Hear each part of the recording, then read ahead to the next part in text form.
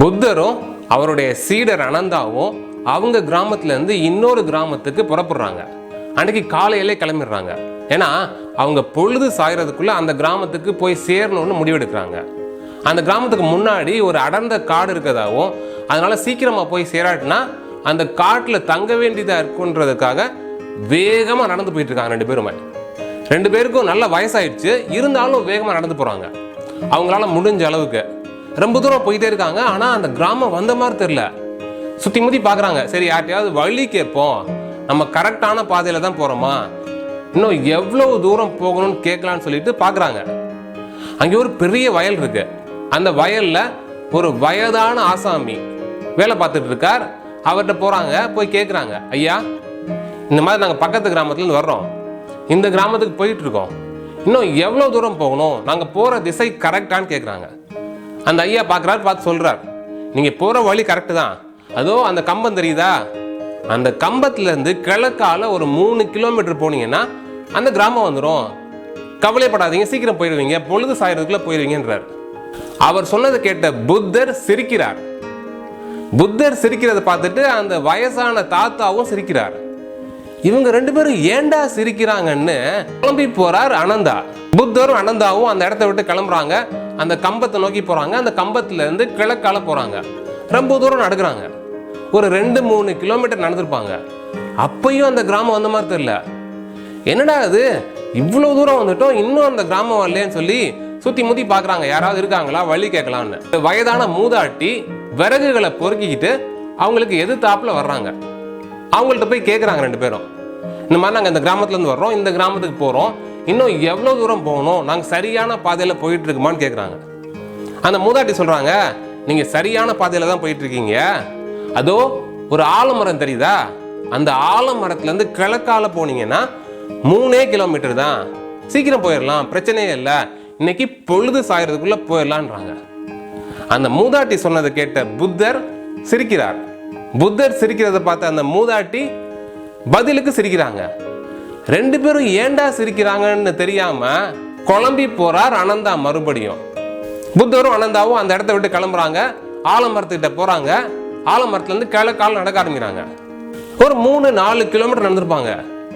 ரெண்டு பேருக்கும் சோர்வாயிடுச்சு, ஏன்னா அவ்வளோ தூரம் நடந்திருக்காங்க. அப்பையும் அந்த இடம் அந்த மாதிரி தெரியல, அந்த கிராமம் அந்த மாதிரி தெரியல. சுத்தி முத்தி பாக்குறாங்க, யார்ட்டையாவது கேட்கலான்னு.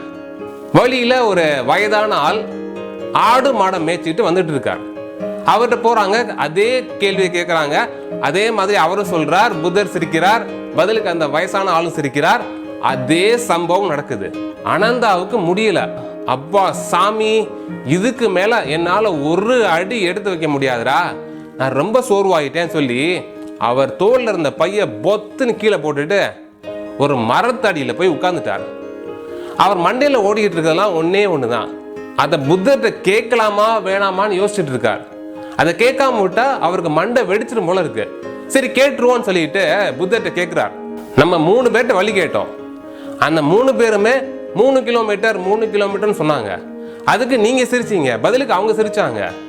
எனக்கு தெரிஞ்சாகணும், நீங்க ஏன் சிரிச்சீங்க, பதிலுக்கு அவங்க ஏன் சிரிச்சாங்க, நீங்க 2 பேரும் சிரிச்சுக்கிட்டதுல ஒரு கருத்து பரிமாற்றம் இருந்த மாதிரி எனக்கு தோணுச்சு, என்ன கருத்தை பரிமாறிட்டீங்கன்னு கேட்கிறார்.